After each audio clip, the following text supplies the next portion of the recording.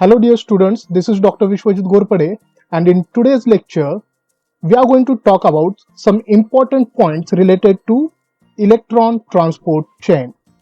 Now this electron transport chain topic is a big topic, and that is why I am going to divide this topic into two parts. In part 1, we will be talking about biological oxidation, redox potential, and various carriers which are involved in the electron transport chain. The actual electron transport chain which happens in the mitochondria for generation of ATP will be discussed in part 2. So let us begin. The learning objectives of today's lecture are: after completion of this lecture, you will be able to define biological oxidation, you will be able to state the importance of redox potential in electron transport chain, you will be able to describe the components involved in electron transport chain, and you will be able to explain the ways of electron transfer in electron transport chain. First, let us talk about biological oxidation. The biological oxidation, it deals with the oxidation reactions which occur in the living cell. In glycolysis pathway and in citric acid cycle, there were certain steps where oxidative phosphorylation or oxidative decarboxylation happened. And this oxidative phosphorylation or oxidative decarboxylation was the part of biological oxidation. Now, what do you mean by oxidation? Oxidation means loss of electrons, whereas reduction means gain of electrons. Now, below, one example has been given where ferrous ion, that is Fe2 plus ion, undergoes oxidation to give ferric ion. Now in this oxidation process, this ferrous ion loses one electron to form ferric ion. On the other hand, if we consider the reduction reaction, in that case, these ferric ions, they accept the electron and they get reduced to the ferrous ions. So oxidation of ferrous ion involves loss of electron to give ferric ions, and reduction of ferric ions involves gain of electrons by the ferric ions to form the ferrous ions. Now this is one of the example of biological oxidation process where NADH undergoes oxidation to form NAD+. Now when this NADH undergoes oxidation, it loses one proton and two electrons, and those two electrons are then accepted by FMN, that is flavin mononucleotide. This FMN will accept these two electrons and it will get reduced to form FMNH2, that is flavin mononucleotide dihydrogen. From the two hydrogens which FMN has received, one is the associated proton and another is the hydrogen of NADH which has been released in the form of proton. Now, in this entire redox process, there are two redox pairs. The first pair is NADH, NAD+, and second pair is FMN, FMNH2. So, the first pair is this one, that is NADH, NAD+, and the second pair is FMN, FMNH2, that is this pair. Now, what do you mean by redox pair? Let us see. For understanding the redox pair, we must first know what is the reducing agent and what is the oxidizing agent. We all know that reducing agent is nothing but it is an agent which will reduce other species itself getting oxidized. And when it is going to undergo oxidation, it means that it is going to undergo loss of electrons. So reducing agent reduces other species itself getting oxidized by losing electrons. On the other hand, oxidizing agent oxidizes other species by itself getting reduced. And how it will undergo reduction? By gaining electron. So we can say that oxidizing agent oxidizes other species by itself getting reduced through gain of electrons. Now below I have shown the example of oxidation where ferrous ions are undergoing oxidation by loss of electrons and they are going to get converted into ferric ions. Now the electron which is lost by these ferrous ions will be accepted by one acceptor. It will be some other species which is going to accept this electron, and when this acceptor species accepts this electron, it is going to get reduced. So in this entire reaction, we can say that the ferrous ions over here which are undergoing loss of electrons are nothing but the reducing agent, because the reducing agent undergoes loss of electron. Here ferrous ions are undergoing loss of electron, so ferrous ions are the reducing agents. Nextly, the acceptor species is accepting the electron, and as it is accepting the electron and getting reduced, we can call this acceptor as the oxidizing agent, because the oxidizing agent gains the electron. Here the acceptor has gained the electron lost by the ferrous ion, so it is going to be the oxidizing agent.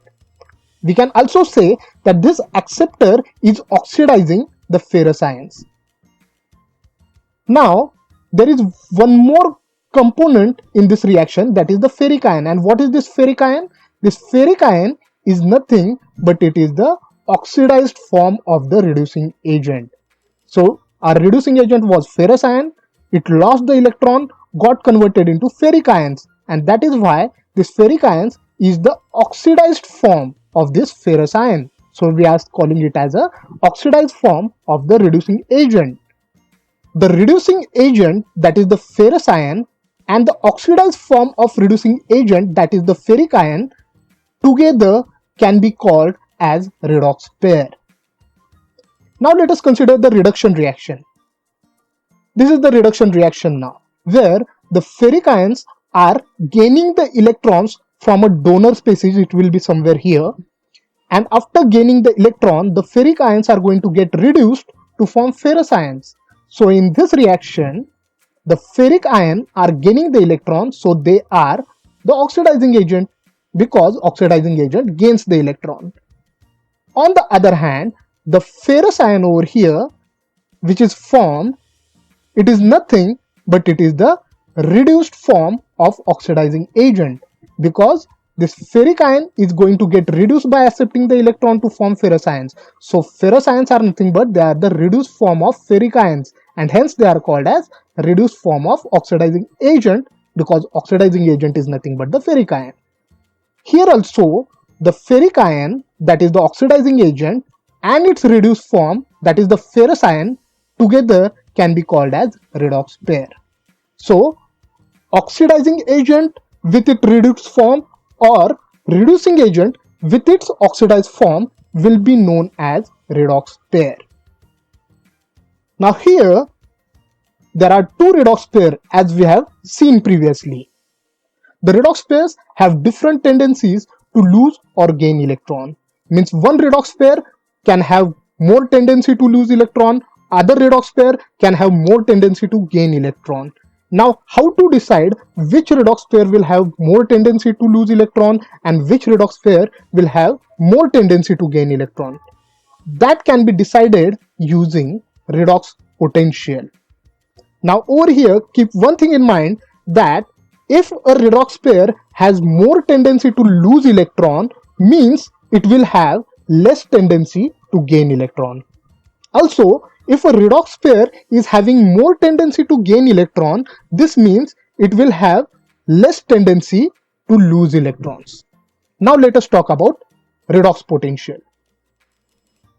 Redox potential is nothing but it is the quantitative measure of tendency of a redox pair to lose or gain electrons.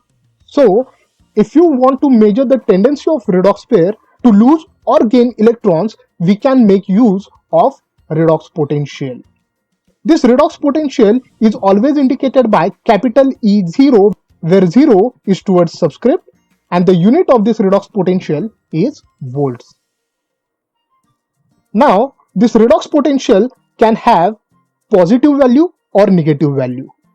If the redox potential of the redox pair is having highly negative value, then we can say that that redox pair will have more tendency to lose electrons.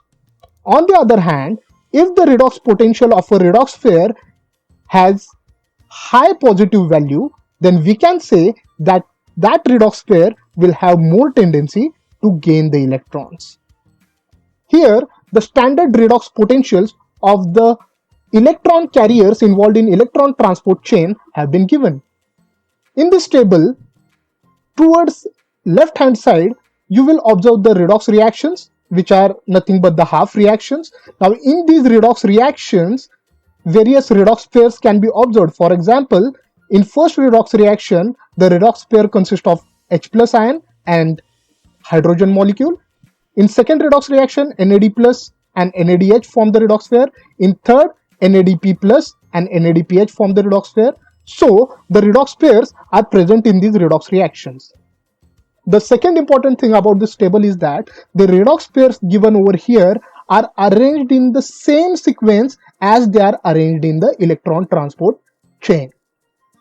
Now, towards right hand side, you will observe the redox potential values of all the redox pairs in these redox reactions. If you keenly observe all these values of redox potential, you will find that the topmost value over here is highly negative value, and it belongs to the redox pair of this first redox reaction, that is H plus H2 redox pair.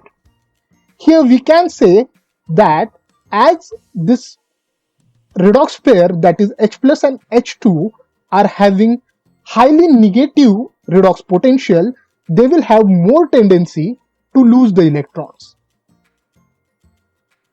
On the other hand, you will see that the last value in this table is highly positive, and it belongs to the redox pair oxygen and water. So here we can say that the redox pair of oxygen and water will have greater tendency to gain the electron. If we move from top to the bottom in this column of redox potential, we will find that the negative values of redox potential are decreasing and positive value of redox potential are increasing. From this thing, we can say that as we move downwards along these redox pairs, the tendency to lose the electron will go on decreasing and tendency to gain the electron will go on increasing. Means I can say that here NAD plus NADH, this redox pair will have more tendency to lose the electron.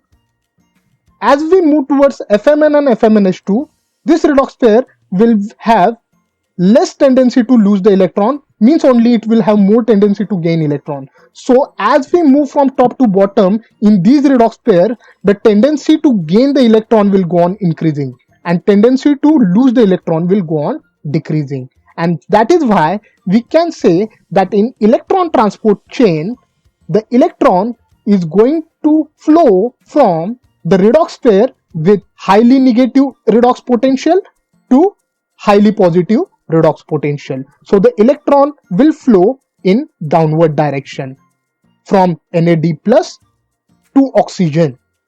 Before we move towards the electron transport chain and its component, first we should talk about the mitochondria. Mitochondria is known as center for metabolic oxidative reaction. This is because it contains the important enzymes which are required for functioning of Krebs cycle, beta oxidation of fatty acids, amino acid oxidation, etc. Now when these metabolic reactions occur, at that time there is generation of reduced coenzymes such as NADH and FADH2. This NADH and FADH2, which are generated in these metabolic reactions, they participate in electron transport chain to liberate energy. And as these coenzymes participate in electron transport chain for generation of energy, we call mitochondria as powerhouse of cell. Now here is the diagram of mitochondria. Let us see what are the parts of mitochondria. Mitochondria consist of outer membrane, which is brown in color, then the inner membrane, which is shown folded over here and it is pink in color.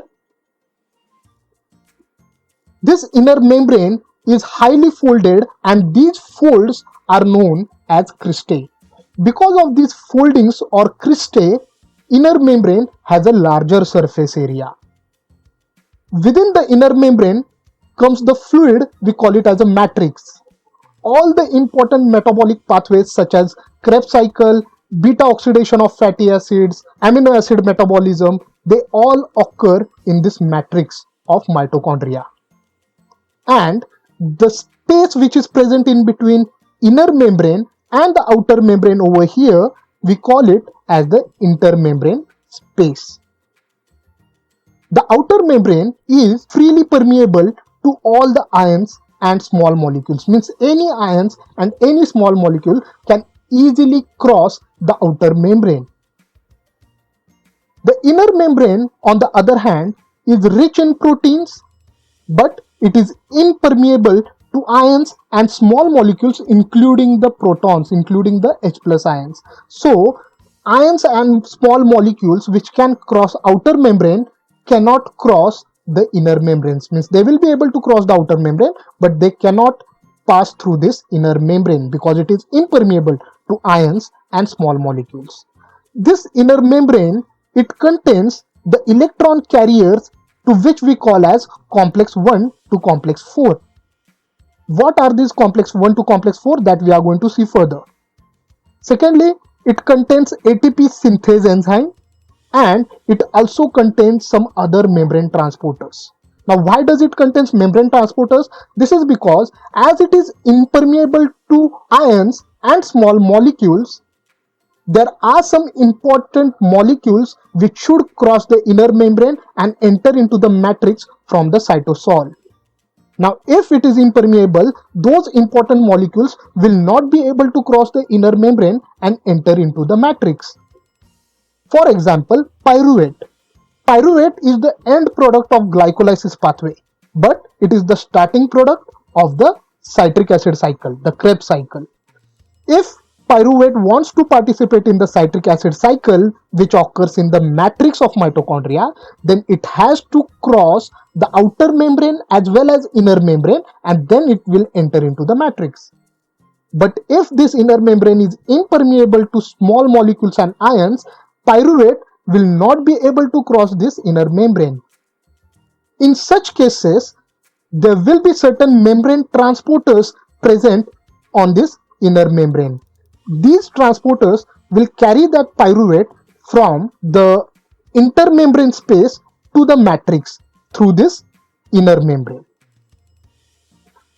The matrix, on the other hand, contains various enzymes such as it contains pyruvate dehydrogenase complex, it contains citric acid cycle enzymes, it also contains fatty acid beta oxidation enzymes, amino acid oxidation enzymes, it contains DNA, ribosomes, ATP, ADP, metabolic intermediates, etc. These metabolic intermediates are nothing but they are the intermediates of Krebs cycle or intermediates of beta oxidation of fatty acid or oxidation of amino acids. Now, which are the electron carriers which take part in carrying the electron in this electron transport chain? There are 4 types of electron carriers. The first one is NADH, second one is flavoproteins, which include FMN and FAD. FMN is flavin mononucleotide and FAD is flavin adenine dinucleotide. Third carrier is ubiquinone, which is also known as coenzyme Q.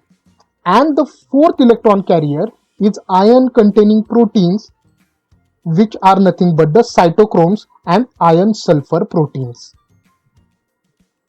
We are going to talk about these electron carriers in detail now.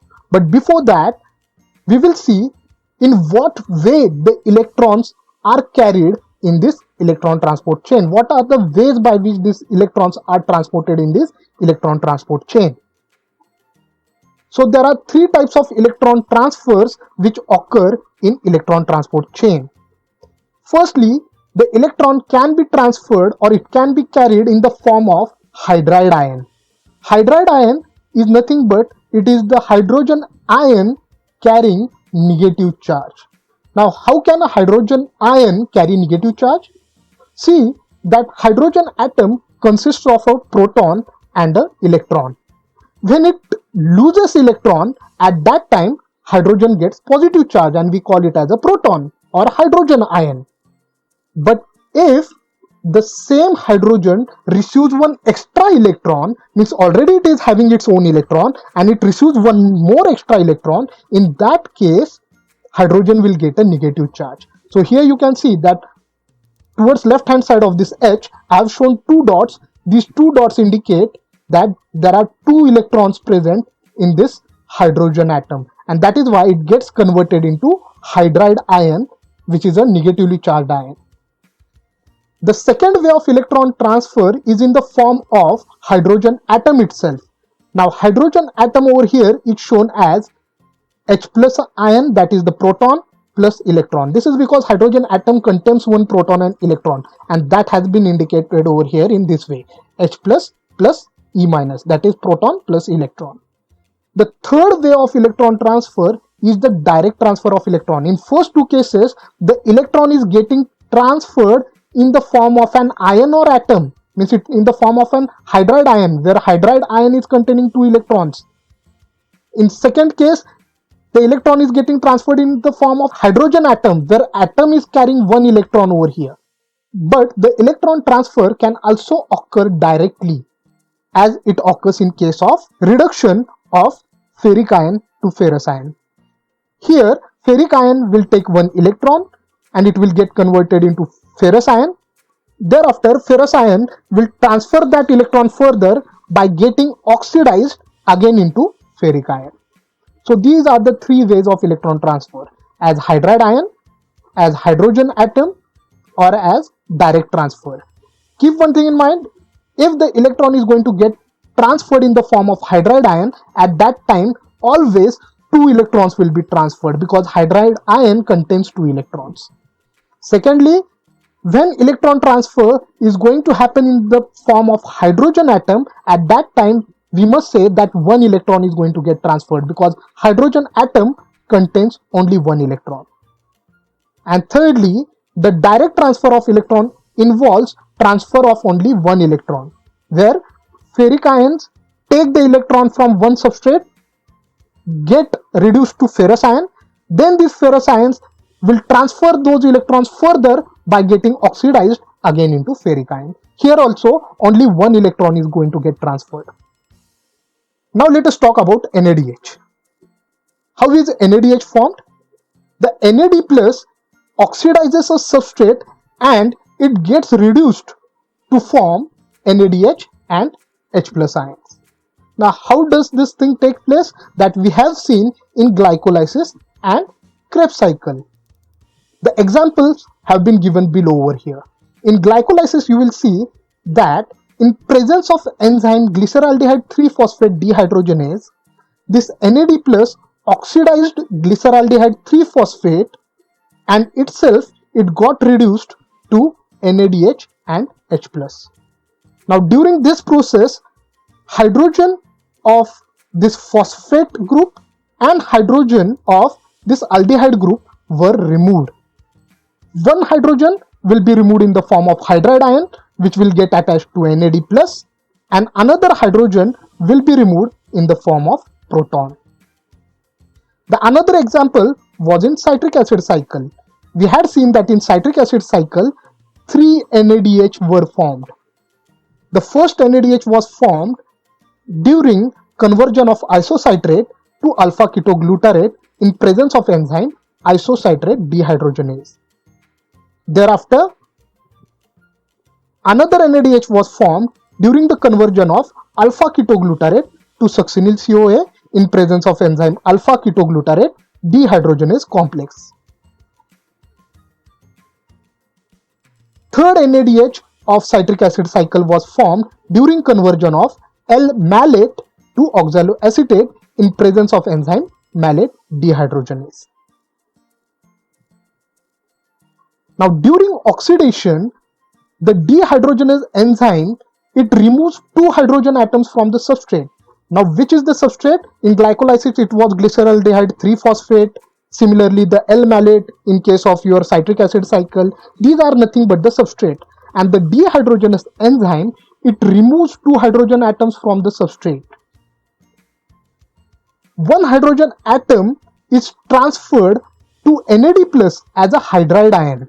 Okay, means the two hydrogen atoms which were removed from the substrate, from those two hydrogen atoms, one hydrogen atom is transferred to NAD plus in form of hydride ion, and another hydrogen atom will be released in the form of proton, that is H plus ion. This conversion of NAD plus to NADH can be shown as given below. So here you can see that NAD plus is going to accept this hydride ion which is containing two electrons to form NADH, and this proton is going to remain associated with this NADH over here. Now this hydride ion over here which binds to NAD plus to form NADH, it carries two electrons. As this hydride ion carries two electrons, we can say that this NADH also carries two electrons. Means when this NADH will participate in electron transport chain, at that time it is going to liberate, or it is going to give two electrons to the components involved in the electron transport chain. Now let us understand this process of formation of NADH through animation. Here I have shown you the substrate, and these are the two hydrogens which will be removed by dehydrogenase enzyme. Here is the NAD plus which comes near the substrate. Now this NAD plus is having positive charge because there is deficiency of one electron in this NAD. Now instead of showing these lined bonds over here, let us show the sharing of electron in these bonds. So the covalent bond has been shown over here in the form of sharing of electron. The cross electrons belong to the substrate, the green electron belongs to this green hydrogen, and red electron belongs to this red hydrogen. Now in presence of dehydrogenase enzyme, the upper hydrogen, that is the green colored hydrogen, will be removed in the form of hydride ion. Means this hydrogen is going to take its own green electron along with the cross electron of the substrate. On the other hand, this substrate will take its own crossed electron and this red color electron of this red colored hydrogen towards itself during the breaking of bond. So this thing will happen. The upper hydrogen, it has taken its own electron along with the electron of the substrate. So now it is having two electrons, one electron is extra. On the other hand, this substrate, it has taken its own electron back during the bond breakage, and along with that it has also dragged the electron of red colored hydrogen towards itself, and that is why now the green colored hydrogen is having one extra electron and red colored hydrogen is deficient in its own electron, and that is why the upper hydrogen will get negative charge because it is having one extra electron, and the lower hydrogen which has lost its own electron will gain positive charge. Now this upper ion can be called as hydride ion and lower ion can be called as proton. They will get transferred towards NAD plus. And now this hydride ion will form a bonding with NAD. How? Already NAD is having one electron deficient in it, and that deficiency will be compensated by this extra electron present on the hydride ion. As a result, there will be formation of a covalent bond in between this hydrogen of hydride ion and NAD. In this way, there will be formation of NADH, and this proton will remain associated with this NADH. It will remain along with this NADH. The another electron carrier is the flavoproteins. What are flavoproteins? Flavoproteins are nothing but they are the proteins which contain flavin nucleotides. Means these are the proteins which contain FMN and FAD. The FMN and FAD are tightly bound to the proteins. The FMN and FAD in their oxidized form can accept one electron or two electrons. If they accept one electron, they form semiquinone. And if they accept two electrons, they get converted into their reduced form, that is FMNH2 and FADH2. Due to their tendency to accept one electron or two electrons, they can act as intermediates where two electrons are donated by one component, but only one electron is accepted by the other component. This means that if the electron transfer is occurring in between two components, where the first component is donating two electrons to the other component, but the other component is only capable of accepting one electron, under such cases, one electron will remain as it is. It will remain unaccepted, and this should not happen. Under such circumstances, flavoproteins can act as intermediates. Let me explain how. So here you can see two components. The first component is A, which is carrying two electrons, and second component is B, which can only accept one electron. If this component A transfers two electrons to component B, in that case, B will accept only one electron and it will transfer this electron further. But this electron, upper electron over here, will not be accepted by B. So it will remain unaccepted, and this should not happen. So this problem is usually solved by flavoproteins, which act as intermediates. So the flavoproteins are going to act as intermediates. They can accept one electron or they can accept two electrons. So if this donor component donates two electrons, those two electrons will be gained by the flavoproteins first.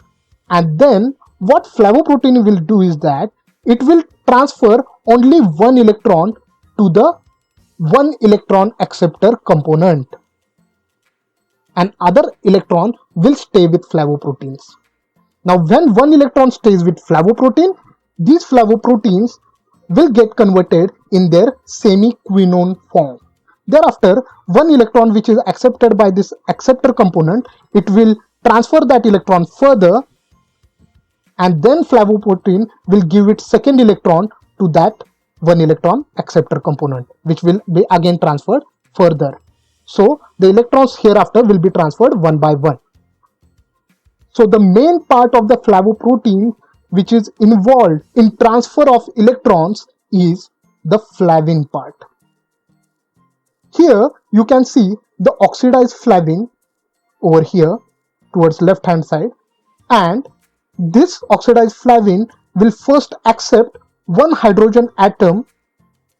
When it accepts one hydrogen atom, at that time the pi bond in between this nitrogen and carbon will break, and then the electron of this nitrogen from this broken bond will be shared with the hydrogen atom, and the electron of this carbon from this broken bond will stay on this carbon unshared. As a result, there will be formation of flavin radical, and this flavin radical is known as semiquinone. Later on, this semiquinone, that is the flavin radical, will receive one more hydrogen atom, and when it receives one more hydrogen atom, the pi bond in between this nitrogen and this carbon over here will break. The electron of nitrogen from this broken bond will be shared with this second hydrogen atom, and the electron of this carbon from the broken bond will be paired with the electron which was previously unshared of this carbon atom. As a result, finally there will be formation of reduced flavin. Let us understand this process through animation. So here is your oxidized flavin. When first hydrogen atom comes with its electron, at that time the bond in between this nitrogen and this carbon will break. So the bond has broken. The cross electron belongs to nitrogen, the dot electron belongs to this carbon. The cross electron will be shared with hydrogen atom electron, and there will be formation of a covalent bond.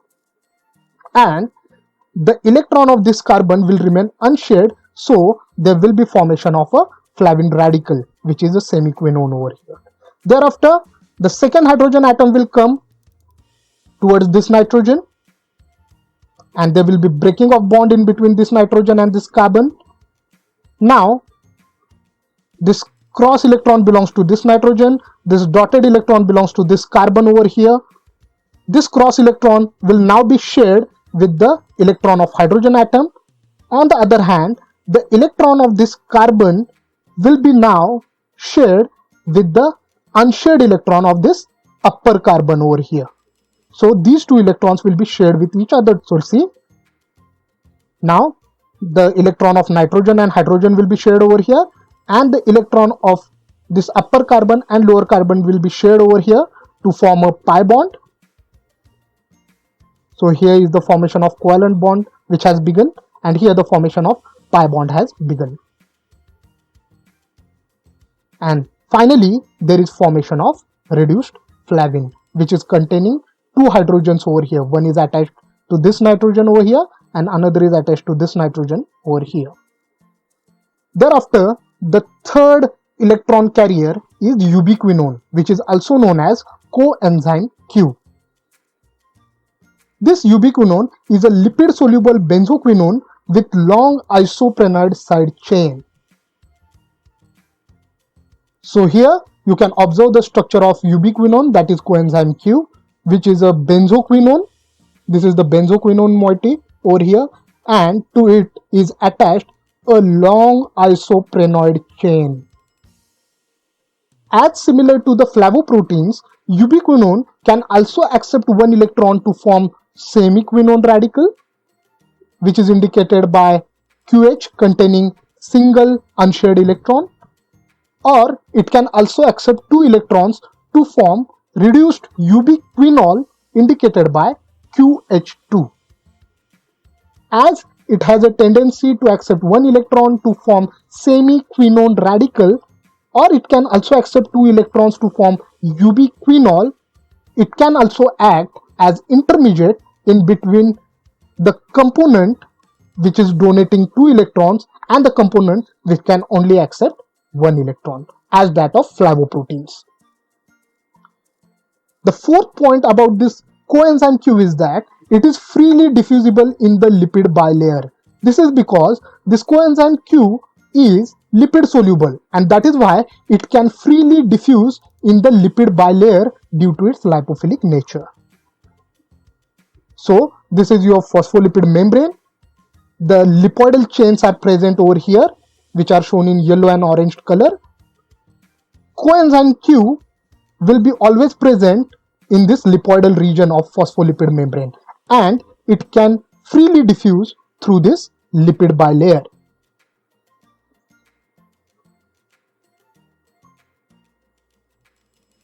Here you can see the conversion of ubiquinone, that is coenzyme Q, to semiquinone, and thereafter conversion of semiquinone radical to the reduced ubiquinol, that is QH2. Here the first hydrogen atom comes and it attacks the oxygen of the lower carbonyl of coenzyme Q. As a result, there will be formation of hydroxyl group. There will be rearrangement of double bonds in this ring structure, and finally the unused electron will come on this upper oxygen. As a result, there will be formation of semiquinone radical. Thereafter, another hydrogen atom will come and the electron of that hydrogen atom will be shared with the unused electron present on this upper oxygen. As a result, now there will be formation of another hydroxyl group, and this structure is nothing but it is ubiquinol, which is the fully reduced form of ubiquinone, that is coenzyme Q. The second last electron carrier over here are the cytochromes. Cytochromes are nothing but they are the proteins which are capable of absorbing the visible light, and that is why they are getting the suffix chromes. They have an ion containing heme prostatic group within them, and due to that ion containing heme prostatic group, they can accept one electron by reduction of the ferric ion to ferrous ion, and then transfer that accepted electron further in the electron transport chain by oxidation of this ferrous ion back to ferric ion. So the ion which is present in this heme is most important over here because it is going to act as the electron carrier in case of cytochromes. On the basis of their light absorption spectra, they are classified into three types. So there are three types of cytochromes: cytochrome A, cytochrome B, and cytochrome C. And they just have different light absorption spectra. On basis of that, they have been classified in these three types. Cytochrome A and cytochrome B are the integral proteins of mitochondria. They are embedded within the inner mitochondrial membrane. But cytochrome C, it is not embedded within the inner mitochondrial membrane, whereas it is present on the outer surface of that inner membrane. So if this is your inner membrane, then this cytochrome C will not be present embedded within this membrane, but it will be present on the outer surface of the membrane, and it will carry the electrons along this outer surface of inner membrane only. So here you can observe the hemes of cytochrome A, cytochrome B, and cytochrome C. They are nothing but the porphyrin ring within which the ion is entrapped. And this ion is going to play the major role in the transfer of electrons. If you see the structure of these three hemes, you will see that the common among these three structures is the porphyrin ring and the ion. Besides that, there are certain functional groups attached to this porphyrin ring which are different in these three cases. The last electron carrier is the iron sulfur protein. What is the iron sulfur protein? These are the proteins which contain iron associated with the inorganic sulfur, or it can be associated with the sulfur of cysteine residues of that protein. Sometimes the iron can also get associated with the histidine residues present in the proteins. And if that happens, in that case, the iron sulfur proteins will be known as Reyes-Caze iron sulfur proteins.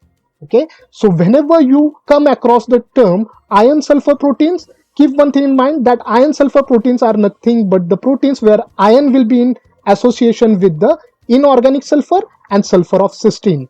But if you come across the term Reyes-Caze iron sulfur protein, then keep one thing in mind, that in Reyes-Caze iron sulfur proteins, the iron is going to be in association with the sulfur of cysteine, as well as it is going to be in association with the histidine residues. So below in the diagram you can see that towards left hand side I have shown the iron sulfur protein structure. See how the iron is associated with the sulfur of cysteine residues of this protein. So this is the protein, here is the cysteine residues, there are 4 cysteine residues over here, and sulfur of this cysteine residues is bound to this iron which is present in between. Similarly, these are the other two structures of iron sulfur proteins. Here you can see that there are two ions which are associated with inorganic sulfurs which are present in between, and also they are associated with the sulfurs of cysteine residues of the protein. In third structure, it is little bit more complex, where you will see 4 ions which are in association with 4 inorganic sulfur and 4 sulfurs of cysteine residue. Towards right hand side, you can see the structure of Reyes-Caze iron sulfur protein, where you will see that here are 2 ions, they are in association with inorganic sulfurs in between. The left hand side ion is in association with the sulfur of cysteine residue of the protein, and right hand side ion is in association with the histidine residue over here. Such type of proteins will be known as Reyes-Caze iron sulfur protein, and they can accept one electron by reduction of ferric ion into ferrous ion, and they can transfer that electron further by oxidation of ferrous ion to ferric ions. Now here comes the term supramolecular complexes. Now what are the supramolecular complexes? Supramolecular complexes are nothing but they are the protein complexes themselves, or you can also call them as enzyme complexes, and they are embedded in the inner mitochondrial membrane. Some of the electron carriers which we have seen just now are organized in these protein complexes, are present in these protein complexes. For example, it will be FMN or FAD or iron sulfur proteins. These carriers are organized in these protein complexes. They are present within these protein complexes. These complexes catalyze the electron transport process, means our carriers which are there, which we have studied just now, these carriers will transfer the electron, but their process will be catalyzed by these supramolecular complexes, that is the protein complexes or enzyme complexes. Now, what are actually these enzyme complexes? Let us see. There are 5 types of these protein or enzyme complexes. The first type is complex 1, which is also known as NADH-CoQ reductase, or it is also known as NADH dehydrogenase. For better understanding the process or for better remembering the names of these complexes, we will consider the first names only, that is NADH-CoQ reductase. This is because NADH-CoQ reductase reminds us that this complex 1 will help to transfer the electron from NADH to coenzyme Q. Means it is going to help in reduction of coenzyme Q. That is why complex 1 can be called as NADH-CoQ reductase. Now this complex 1 is usually L-shaped. Okay, so this protein complex is L-shaped. One arm of this L is protruding in the matrix, whereas another arm is embedded in the inner membrane of mitochondria. This complex 1 consists of FMN, that is flavin mononucleotide, and iron sulfur clusters. Thereafter comes complex 2, which is known as succinate coenzyme Q reductase or succinate dehydrogenase. Remembering this name will be easier because this complex 2 helps to transfer the electrons from succinate to coenzyme Q. That is why it has got the name succinate coenzyme Q reductase. This complex 2 consists of FAD, that is flavin adenine dinucleotide, and iron sulfur protein.